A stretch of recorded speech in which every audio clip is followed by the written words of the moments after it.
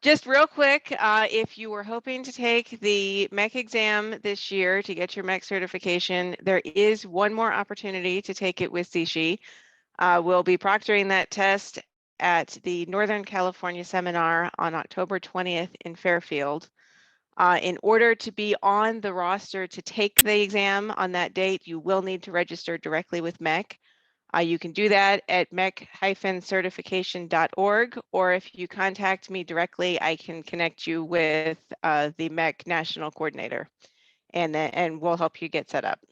But the deadline for that is September 15th. So make sure that you're registered with MECH before then if you want to take the exam this fall.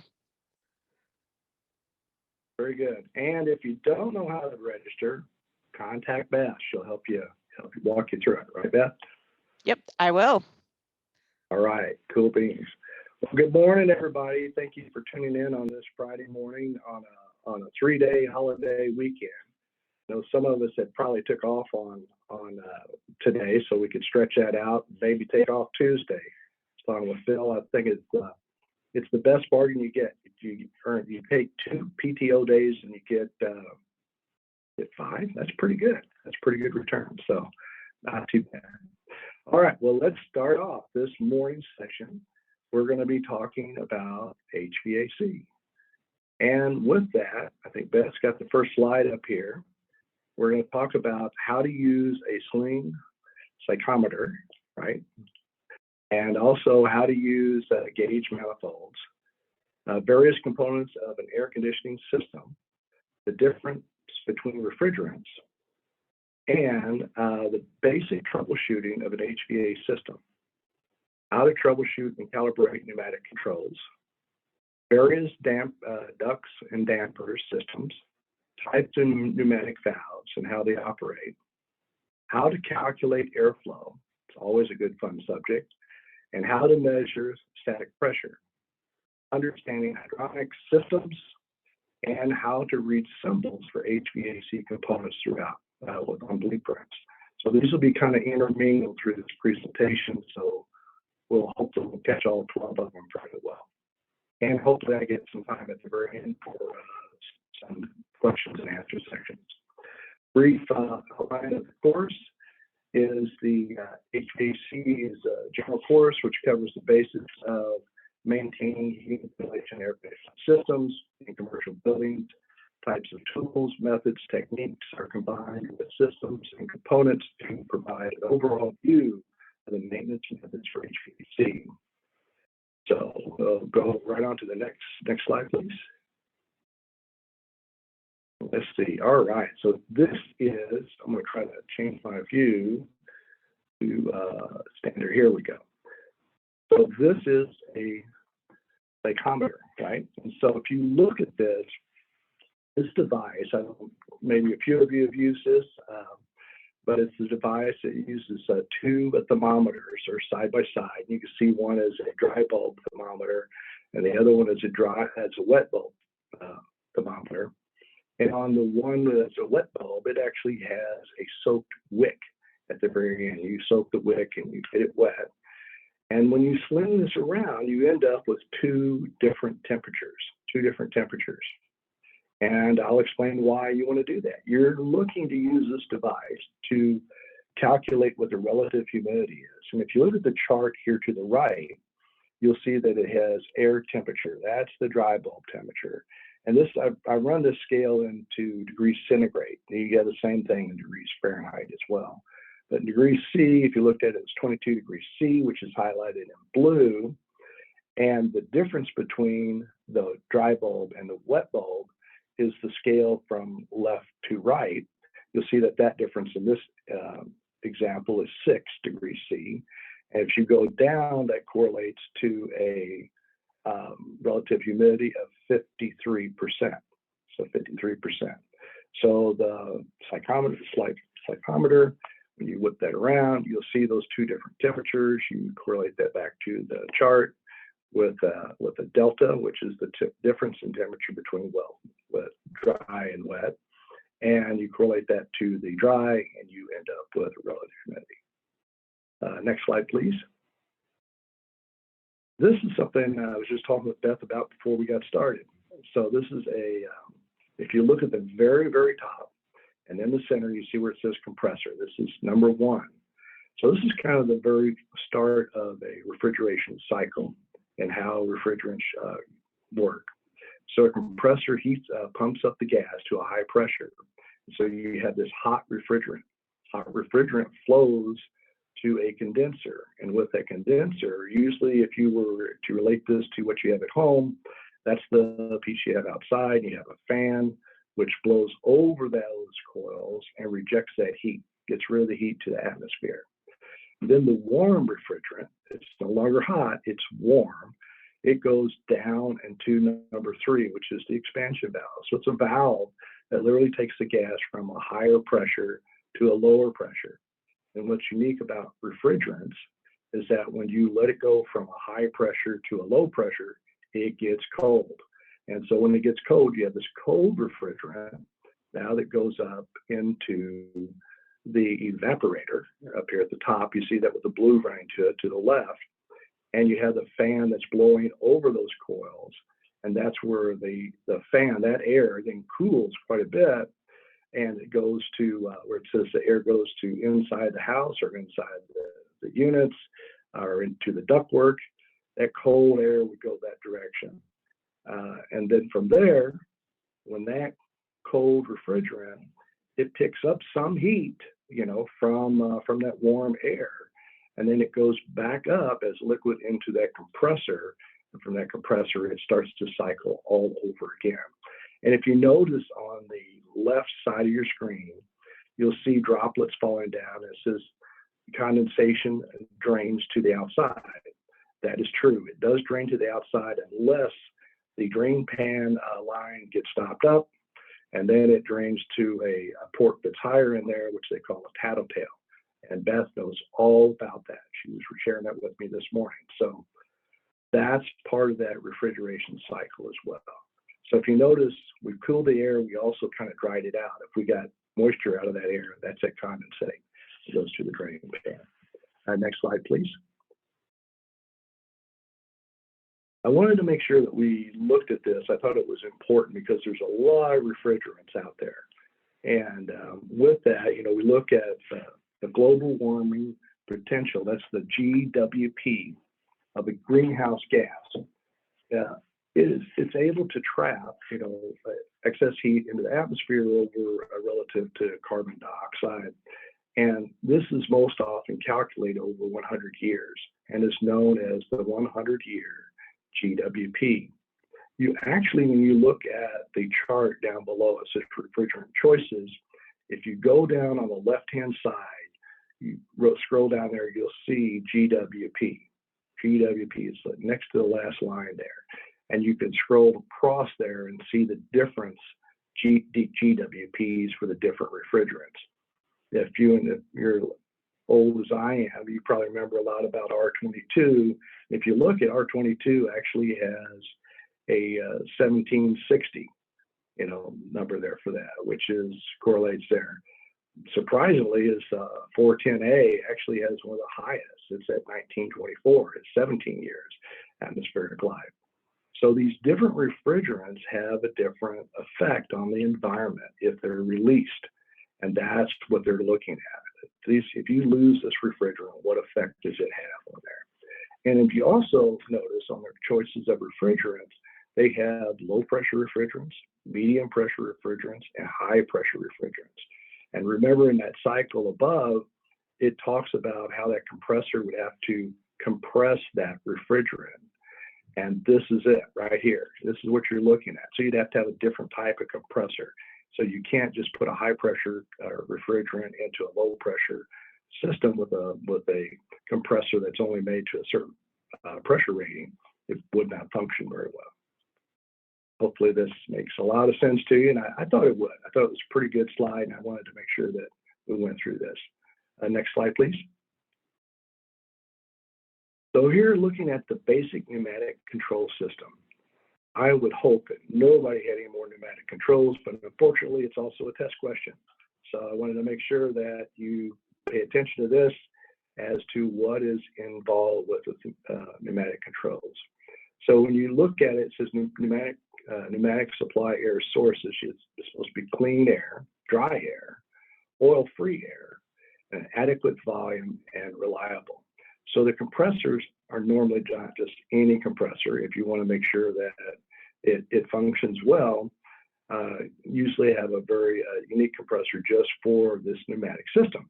But that's not the case. A lot of times we'll find compressors out there that also have to compensate for that, it has a refrigerant air dryer, which is downstream. So the air goes from the compressor and the compressor tank, goes to the refrigerant. If you notice, the compressor tank also has an auto drain. That's because there is moisture that's in air, or atmospheric air, and it can drain that out. Refrigerant here is the air dryer, so it's drying that air out even further. Then we want to make sure it's very clean, because we don't want to stop up the components that we have downstream, and so there's a filter station there. And there's also a pressure regulator valve in there. You see that set, so you can set the pressure that you need as one last attempt after you go through the other two before you go up to the pneumatic thermostat. And so the pneumatic thermostat will adjust and allow the air that will go to a device downstream. And normally that's an actuator. It's an actuator that, in this case, it's a damper actuator. So it's an actuator is nothing more than a plunger that can move a lever. And so if you think about the pistons in your car, that's a plunger, but this is a plunger and an actuator, which will either make a stroke or a turn for a damper or other devices like a valve. Could be a valve. Next slide, please. I wanted to make sure that I showed this one here as well, and I'll explain. So this system right here is a diagram of a typical constant air volume system. And if you notice at the top right, the top left-hand corner, figure where it says figure 1, it says outside air is coming in. And you see the figure there, that's a set of dampers, that little blue right past the first arrow. So that's a set of dampers to where that air from outside is coming through and it hits a filter. And then in this case, it hits a preheat coil. So if you're in the cold climates, you'll definitely have a preheat coil that will condition that air to warm it up a little bit. And I'll explain why here in just a minute. And then it goes through a supply fan. That symbol is a symbol of a supply fan. You'll see that throughout. And you have cooling coils right here. If you thought about if you're in sub-zero weather, you definitely want to heat that air up before you go through a set of cooling coils, right? You don't want to cause freeze of those cooling coils. I've seen cooling coils freeze when the preheat coil that was not functioning or turned off. So it's important in cold climates to make sure you have a preheat coil. Remember, this test is not just for those in California, you know, where we have a nice warm climate and don't see a lot of preheats. But here, in this case, we do, in this design. From those cooling coils, the air is conditioned, and it supplies an air at 55 degrees. It goes downstream through the ductwork and goes through a distribution header here, which is now going to Zone A, Zone B, and Zone C. And if you look, you also have what they call terminal reheats, or reheat terminals. And that brings that temperature up to the desired temperature for each zone. So you have a supply at 55, but Zone A may want that air temperature at 60. Zone B may want that air temperature at 70, and Zone C may want that temperature of 72. And so they can all adjust those temperatures by the reheat terminal. Supply is a constant. Then that air from those areas comes back, and this is the return air. And if you notice in this diagram, that's the yellow, the gray line coming back, and it's returning in this design at 75 degrees, and it goes to a return fan. And the return fan in this design here has two places it can go.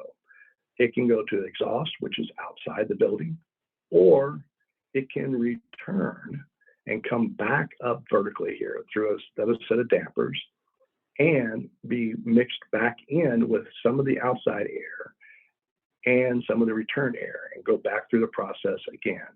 The reason you would see a lot of return fan systems like this is because you've already paid a lot of money to take that air that's outside and cool it. And so, and say if the air outside was 90 degrees, and instead of grabbing a whole lot of 90-degree air, you want to mix that with some 75-degree air, and you have less cooling that you need to perform downstream. Next, please. This is something that we may have this out there, and I wanted to make sure that I put this out. This is called a dual duct system. Seen a few of these, and a lot of times they've been taken out. They use one set of ductwork, and then they have to use the other to make it a single ductwork system with dual supply. Unfortunately, you'll see some of that retrofitting for older systems, but I wanted to explain what this system looked like from the very beginning in case it's a test question. So if you look here, it does the same thing, but once you get past that supply fan, it now does something different. It has a set of heating coils on the very top part there you see in red, and so it's supplying hot air through that ductwork, which goes to zone A, B, and C. But you also have another set of ductwork that goes through the cooling coils that goes through zone A, B, and C. So now you're adjusting your temperature by how much you mix the hot and cold air from the hot deck to the cold deck. And that's how you adjust the temperature.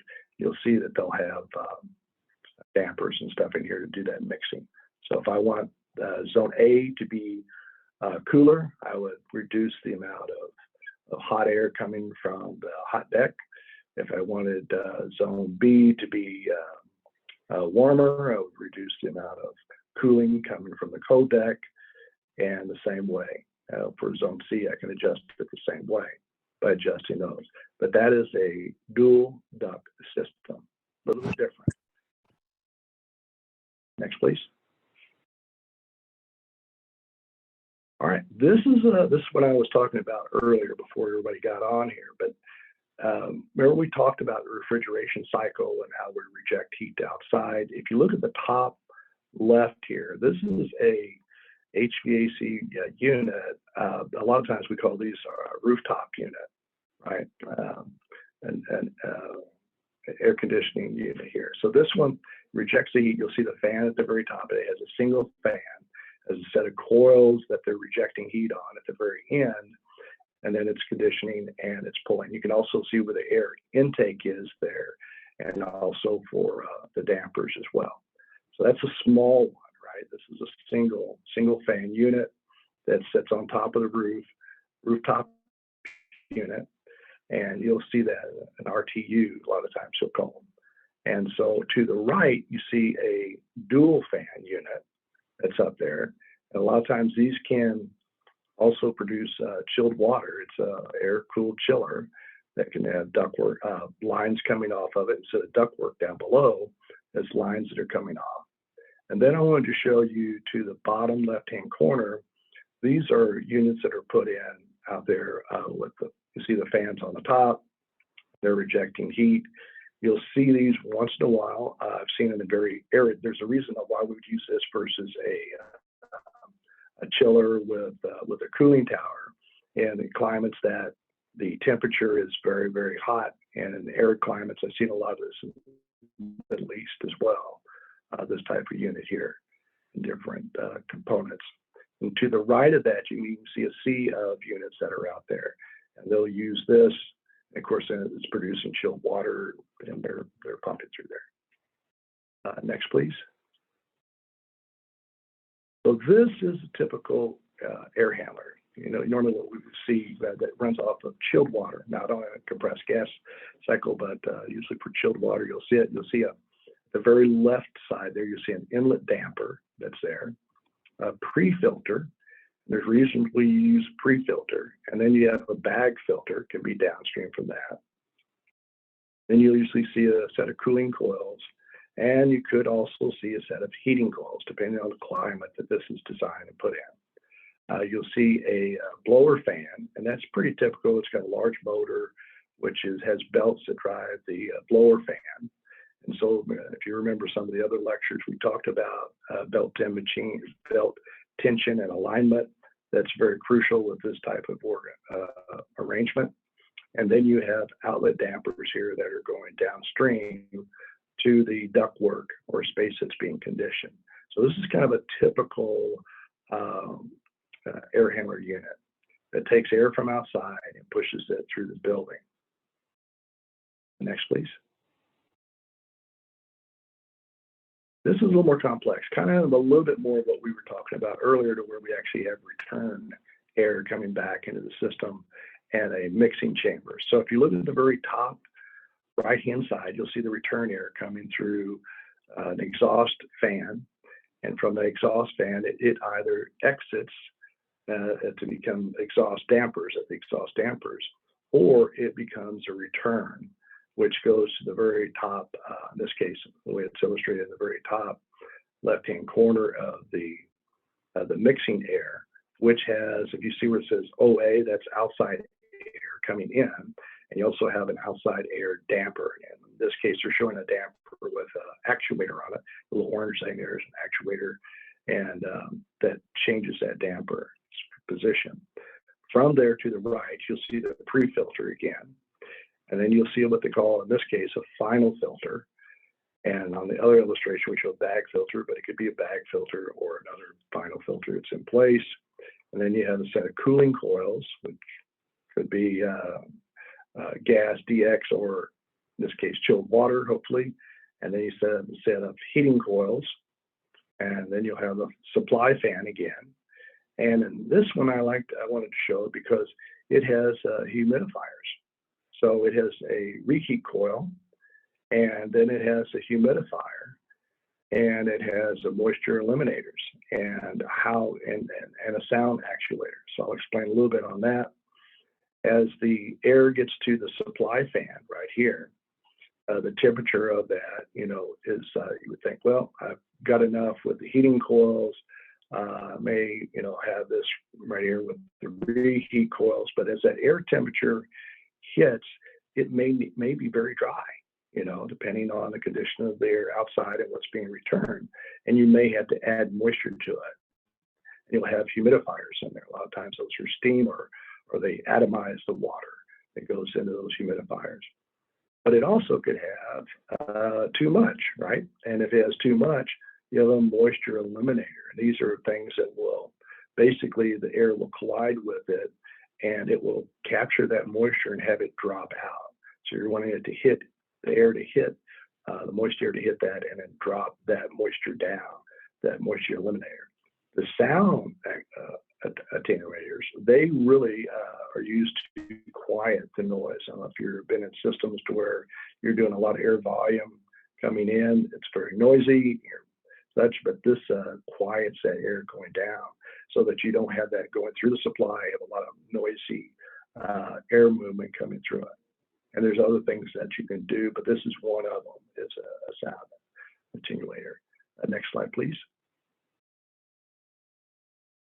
This one I wanted to make sure I showed because it's a little more complex, next level up, really. So if you look at the very top right-hand corner, and the yellow, you'll see a yellow arrow, which is pointing from left to right, and you see the numbers 5.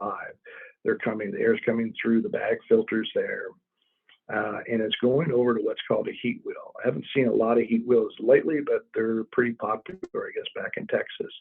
And I'll explain what that heat wheel does. That's the number 6. This thing literally is turning. It's a turning wheel. And what it does is it picks up the temperature of the air that's moving through it from the top half of that wheel. And I'll explain why that's important here. Number 3, you see the fan that's actually taking that air on out at number 3, or it could also go down to where number 4 is. And there's another set of filters that's taking air from outside, which is to the left, and the green arrow going through those dampers, going through number 5, the set of bag filters again, going into number 4, which channels that air through, and then it goes into where the heat wheel is. And so that now what happens is that air from outside is now picking up that temperature, right? that's coming in that heat wheel. So if you think about it, you can do this process without having any returned air coming back down. And that's what this one's trying to show. So it goes from the very top part, from number 5 to 4 to 6 to 3. It's taken that temperature from that air, and then it's taken all the outside air and contributing that temperature through that heat wheel. So the air is not mixing. It's not mixing, but the temperature is. That's what the heat wheel side of it. And of course, then you got the conditioning from the coils, which is 1, 2, and then you get over to the supply fan again, which then goes to number 4, which then goes to number 5. So these, usually I've seen a lot of these in Texas, but not that many, I guess, in California. When we get done with the lecture, I'll have to ask Phil if he's seen a few of these here or not. So I'll wait till then. No, he's shaking his head no. Okay, so they're a little bit different, and I've seen some pretty large ones, so I'll go through that. All right, Beth, next, please. I wanted to show this one here because now we're going to the next, kind of the next level, and I don't know if this will be a test question, but it's a good opportunity. So there's I looked at this at 3 technologies in filter, germ killing, UV lights, and photocatalytic oxidizer process. They call it PCOs. And so with that, you're literally taking the air. You use filters that you're bringing in from left to right. As air goes through these filters, you'll see those. It looks like an A side, those filters, and then it's being conditioned. Downstream from that is another process that we're talking about is air cleaning, and that's where we use a lot of PCOs and a few other technology. You'll see that a better detail of that to your right. It looks like a green curtain. That is the mesh that's there, and also the lights that protrude through that. There's actually chips, believe it or not, in that green curtain. And that process is like the catalytic converter on your car. It destroys it at a cellular level. So that's some technology there. I don't know if that'll be on the test, but if it is, at least you know what a PCO is if they ever talk about it. Next slide, please. This is, I want to put this in because one of the things that could be on the test, of course, is dampers, right? And there's a lot of different dampers. There are main air dampers. There's also fire dampers, smoke dampers, depending on how they're installed and what's required in the specifications for that. If you look at the top left-hand corner of that, you see a round manual butterfly damper. A lot of times those are used to adjust flow rates that you want to do for balancing. You'll see next to that a round manual damper, which has those in there as well. You'll see a few of those. Manual rectangular butterfly dampers. You'll see a few of those.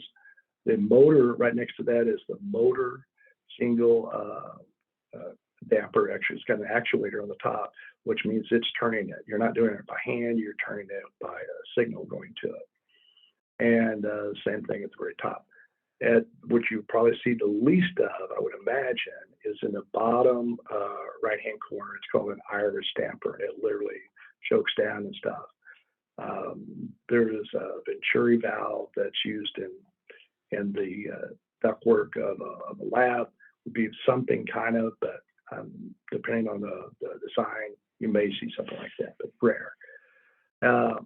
To the right, you see at the very top right-hand corner of the next group of is a spiral duct, and it's spiral like in the manufacturing side of it. It's literally flat pieces of metal that are spiraled and seamed together, and they call it a spiral duct.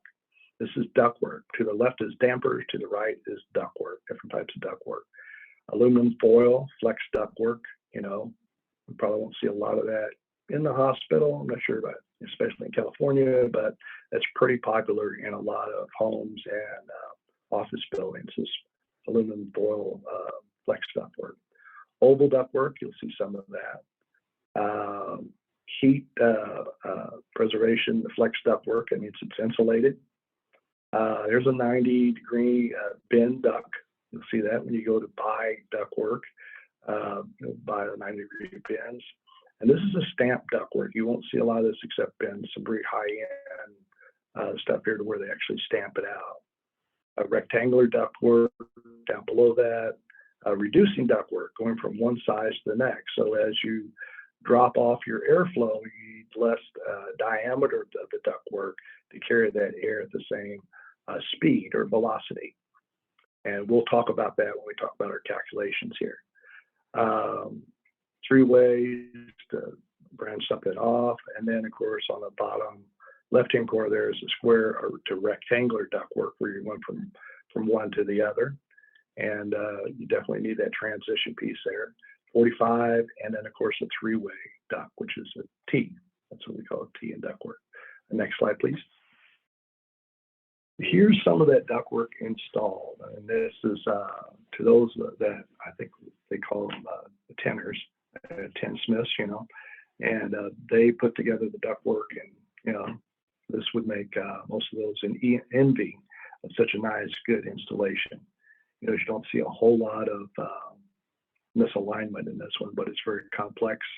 It looks like it was done fairly well. Next slide, please. This is one, I threw this in there as well because a lot of times what you'll see healthcare is that cable tray that's to the right up there with the ductwork, and there is some intermingling with that. Next slide, please. So this is your first calculation, which may or may not be on the test, but I think it's probably worth noting. So when you look at flow rate, so you're talking about, technically we call it a volumetric flow rate, which means you're talking about, in this case, I put both measures down here, which is cubic feet per minute and also cubic meters per minute. So CMM and CFM. Most of us here in the States, we use CFM. If you're European side, you may see some of in other countries, you'll see a lot of the CMM. But anyhow, you need to know how to calculate what that area of that ductwork is. And so that's basically on the rectangular ductwork, it's basically the width times the height, and that's the area. So area is always in squared, something squared, right? And if it's a round ductwork, it is the area equals pi r squared, which in this case, pi is actually 3.14. And that r is the radius of that circle times the radius. So if the radius is 5, it would be 5 times 5, which is 25, times 3.4, which would give you the area of that circle in square inches. And so when you calculate the cubic equation, would be the volumetric equation, which is in CFM, it would be the air velocity, which is the speed of the air, which is normally put in feet per minute, times an area and feet squared, right? So in that calculation, you're going to have feet times feet, which is going to get feet cubed, right? And that's why they call it a cube equation, feet cubed and per minute, which is cubic feet per minute, right? That's how you get that. In the same way when we talk about meters. So the velocity, which in this case is meters per second, note that it's in seconds. And to get that back to minutes, you take that times 60, which is at the very end there. And so you get the air velocity, meters per second, times the area, which is in cubic meters in this case, times the 60 brings it back. So we end up in meters squared times a meter, which gives meters cubed. And you take the seconds times the 60, gets it back to minutes. So it's meters cubed per minute. And that's how you do that calculation. And those are always enjoyable, I guess, for the engineers on designing. Next slide, please. Now that you know how to do the flow rates, let's talk a little bit about air changes per hour, right? And so if you look at the very top left-hand corner of this, you're not going to do a lot with this piece, but you'll see it says 60 times Q. Q is a flow rate. That's kind of what we talked about before. Q is normally expressed in CFM in this case, and below is the volume. And the volume in this case, we're going to talk about the room volume and how you calculate the room volume. And the room volume is going to be the square footage that's on the floor. So if you had a floor that was 10 feet by 20 feet, you'd have 10 times 20, which would get you 200. And if the height was a 10-foot wall, you would have 200 times 10, which would be 2,000. So the volume of the room would be 2,000 cubic feet, right? So that's how you would calculate volume, right? And so the very top, you've got your flow rate, which you're converting into hours by taking minutes times 60. So you have your flow rate, CFM times 60. Looking at the top right corner of your screen here, CFM times 60 divided by the room volume gets you those air changes per hour. And if you look at the bottom left-hand corner, you'll see air changes per hour in an example where they have 300 CFM times 60 minutes divided by the room dimensions, which is 15 by 20 by an 8-foot tall wall. And so 15 times 20 times 8 ends up being 2,400 in the next line below. And the 300 times 60 ends up being 18,000. So 18,000 divided by 2,400 ends up being 7.5 air changes per hour in that example. Just for the fun of it, which I hope you don't have to do this, but just in case, to your right, you see another equation which you can equate back to a flow rate again, and that's BTUs there as well. So I put that on there for you just in case. Hopefully you don't have it on a test, but if you really wanted to know, you can take BTUs per hour divided by 1.08 times the change in temperature, and that piece of it, just for fun. Next slide, please. So this I wanted to show a little bit on HVAC systems, because this is your first test question that I came up with. And they wanted to know what says, which of the following will help you determine if an air filter should be changed. And a lot of times the way that we change air filters you hear about is we change them every 6 months, or we change them once a year, or we change them once a month. And the reason that frequency is different from different locations, it depends on the quality of the air that's coming into that system, right? So if you look at the bottom, you'll see a clean air filter, and to the right of that is a dirty air filter, depending on what's coming through there. So instead of changing a filter due to a certain length of time, you can have a variance in what happens to that air over time. You can have construction outside, which kicks up a lot of dust, which really puts a lot of heavy loading on that filter and makes it dirty faster, and you may need to change it sooner. So instead of looking at a time area, you look at the change in pressure. So as the filter gets dirty, it has a greater resistance to flow. So in the top right corner, you see an illustration of a fan, right? It says airflow direction, and you see a filter right in front of it. And you see above that, it's picking up, you see the pipe that's going up to the pressure transducer that's up here, which in this case it can also be a manometer. And so from here, you're picking up the pressure where that fan is. That fan pressure may need to be very much higher when that filter is clogged up or very heavily loaded than what it will be downstream of that filter. And you can see that connection, which they call it the low pressure connection, right up there. From that area is at a lower pressure than where the fan is. So the difference in from one pressure to the other, the manometer or pressure transducer would pick up that difference, and as it increases, it would indicate at a certain level, you'd say, hey, it's time for me to change the filter. So when the question asks, which of the following will help you determine if an air filter should be changed, it's not the smoke test, it's not an anemometer, it's not a thermal wheel, which we talked about, so I put that on the illustration earlier. It's a manometer. It's something that measures the differential pressure from one side of the filter to the other. That's the answer to the question.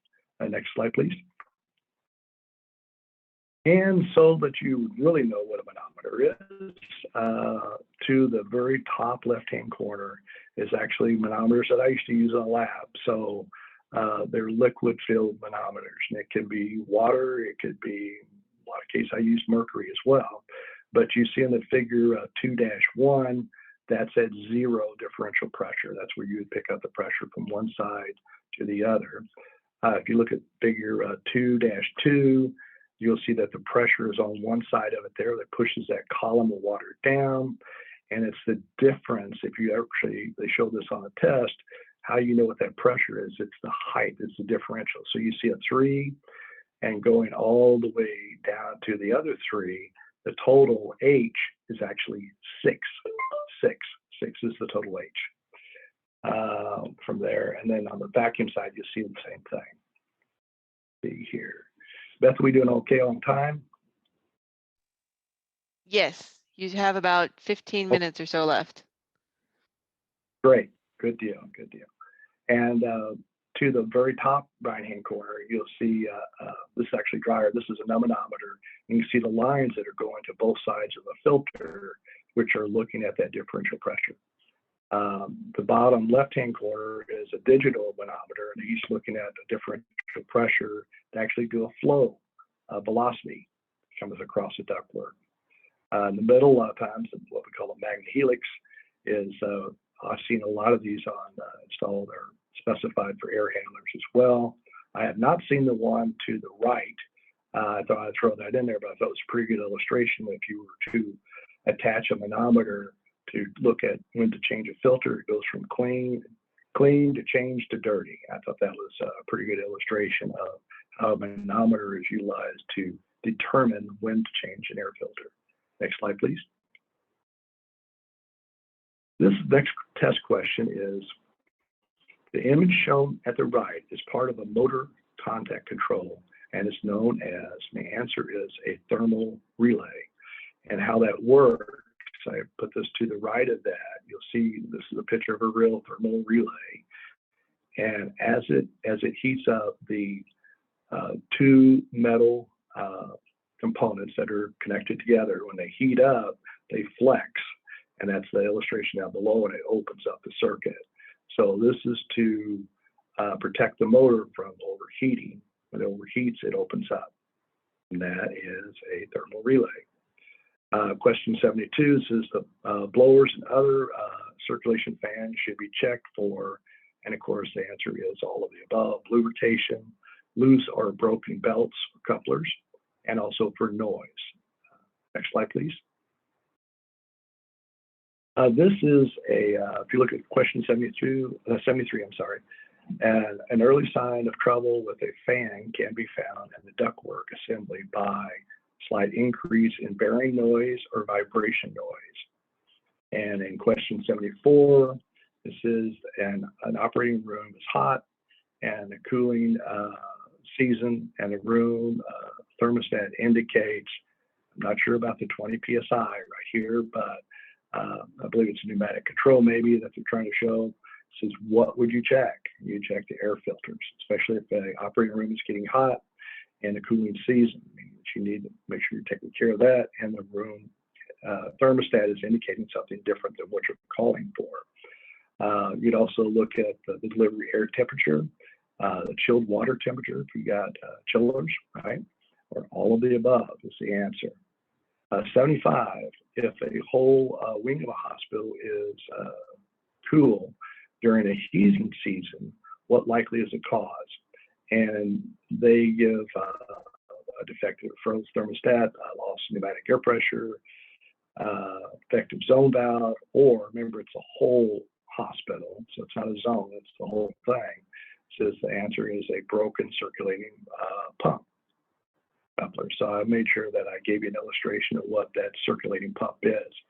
So this is one that's looking at not necessarily the heating hot water, but the domestic hot water. This is how the circulating pump works. If you look at the very bottom, you see it says circulating pump, and it's in blue. It's going to the heater. The heater will heat up that water, which you see in the red. It goes by, that water could be used. In this case, they're illustrating faucets. It can be used at the first one, second one, third one, but if not, it comes all the way back and it circulates back through that heating hot water system. It's the same way when we're talking about heating hot water. We have a heating hot water loop, just like this one here on the domestic side, but it's not consumed. It's just, they just pick up the heat from the different components. Next slide, please. This one is the negative air pressure can always be found in, it's the return duct, right? Because remember, we're pressurizing things and we're going through filtrations, we're putting that back, but when we pick it back up, we're actually at a fan downstream, so it's actually sucking the air back into that ductwork, so it's a return air duct. And there is instance to where that pressure could be too low and actually collapse the duct. I've actually seen that. So negative air pressure can be found in the return air ductwork. 77, if the heating system is not delivering the proper air temperature, possible cause could be a damper could close. I've seen that. Low temperature water being delivered. I've seen that. Thermostat not set correctly or thermostat off, but it's all of the above can cause, and the heating system to not deliver the proper air temperature. 78, when visually inspecting a coil used for heating and or cooling, a person should look for dirt, grease, wet, right? That's could foul the coil to where air can't get through it. Leaks of vapor or liquid, right? So if there's a refrigerant leak or there's a chilled water leak, that's the liquid. That would be something you want to make sure you're checking on, see if that's the case so you can get it fixed. And also, the heat exchanger surface. So when you look at the surface of it, if you see it's discolored or really, changing, that's a good indication that we need to probably clean that coil. A lot of times coils, so the answer is all the above. A lot of times coils will actually foul, and people will clean the outside of them, but they never clean the very inside of the coil when you have several rows, and it can be a challenge to get that taken care of. Next slide, please. We're getting down to the last here. So humidity increases as what? The temperature decreases. So this is a lot of times, believe it or not, intuitive for a lot of folks. So humidity goes up as the temperature goes down. And the best way to illustrate that is to think about, we're out on a summer day, we've got a glass of ice water, and you see all the condensation with that, right? If you take another glass of water without any ice in it, you don't see as much condensation on it. So that condensation or that buildup of that relative humidity actually occurs at that point in time. So temperature down, think of more condensation, or think of more humidity. That's the keep in your mind for these test questions. Humidity decreases, humidity increases as temperature decreases. Two different directions. And 80, a fan coil system in a patient room, right? Okay, fan coil system in a patient room humidifies during dehumidifies during a cooling system, just like that glass of cold water that we talked about is full of ice. That moist air will hit those cool coils and it'll condense on it, just like in that in the refrigeration cycle that we talked about, where they set of coils, it has a drain pan underneath it that collects all that condensate from those cool coils when that warm, moist air hits it. So fan coil systems in a patient room can dehumidify, dry out the air during the cooling season. Next, please. I think that's it. So great. So now we can open up for a little bit of discussion if you would have there. Phil, I always like to start off with you. You're good and vocal. I can count on that. So what did you think about the presentation today? Very good. Excellent. I find HVAC so interesting. I'd note a couple of things. Question 74 about pneumatic control.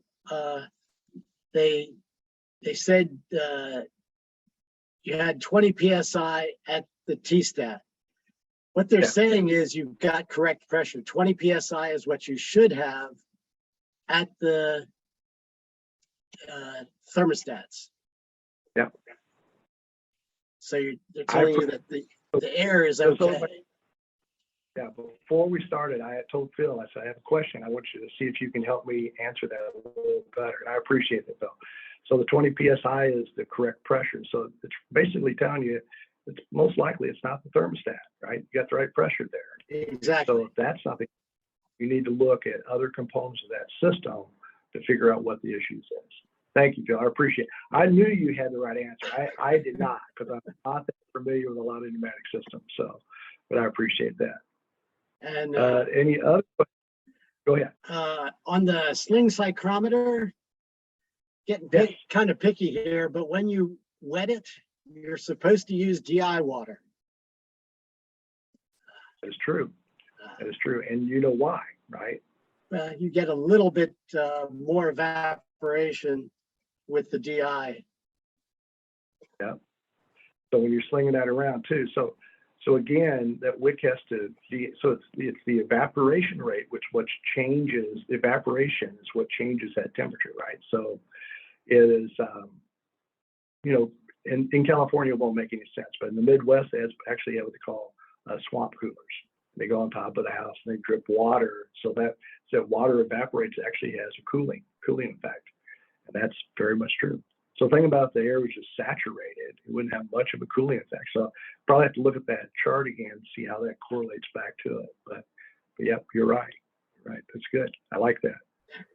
Any other questions out there? I know we probably have what? How many more minutes? Do we have any more time, or if I'm going over? You got about 5 more minutes left. 5 minutes. Okay, good. All right, 5 more minutes. Let's see here. Pick on somebody here. Dan, what do you think? And no. Still on mute there, Dan. You're getting close. I can see it. There you go. Presentation. It seems like there was a lot of Eastern versus Western, but yeah. Magna Helix is what we use here with a lot of pneumatics. So it's good. Magna Helix is very well, yeah. And I've seen that dryer manometer on a lot of air handlers too in the Midwest. I've seen that certain organizations will spec certain things, and they will be throughout. You know, you won't see the other. But you're right. There is a lot of, and like Phil mentioned earlier, to keep in mind, this test is for not just California. This is for all the way across the United States. So, and I don't know if I'm sure they actually use this elsewhere too in different countries. The MECH is recognized. So that's good. That's why I threw in the cubic meters. I thought, you know what, it's probably worthwhile. At least you know that there could be different units. And a lot of us that do a lot of the engineering studies, we have to make sure that we're able to do Fahrenheit, Celsius. You know, they throw everything at us. So have to be ready for that. All right, good. Well, Beth, did we answer your questions on HVAC? Yes, I am now an expert. Okay, great. I'm glad that you know all about the tattletale drains and everything in that pan and how that works. So I thought that was pretty good too. Yeah, they really get into a lot of details when you study it, as far as Carnot cycles and enthalpy and everything else. And those that are really into HVAC design and new techniques, they really there's truly a science behind it. You know, it is definitely a science. All right. Well, any other questions that we have for today? I try to make sure I gave everybody enough time. Oh, no. Looking. You see Gary, John, Sal, Nesto, Jonathan, Caesar, Francis, Ryan. No other questions. I'm going to try to give you back, I guess, 3 minutes for today. So thank you much for tuning in today and going through this session. Hopefully you learned something. Hopefully it'll apply something back to when you take the MECH. Hopefully you get to see a lot of you on the 20th, you know, up here in Northern California. I definitely will be here. I got it confirmed. I got permission from my boss at home that you will be there for that. So I'm all set. So I'm looking forward to it. Well, thank you much, and talk to you all again soon, hopefully. And great luck on that. Thank you, Charles. Thanks, Bill. Appreciate it. Thank you, Charles. Thank you, Beth.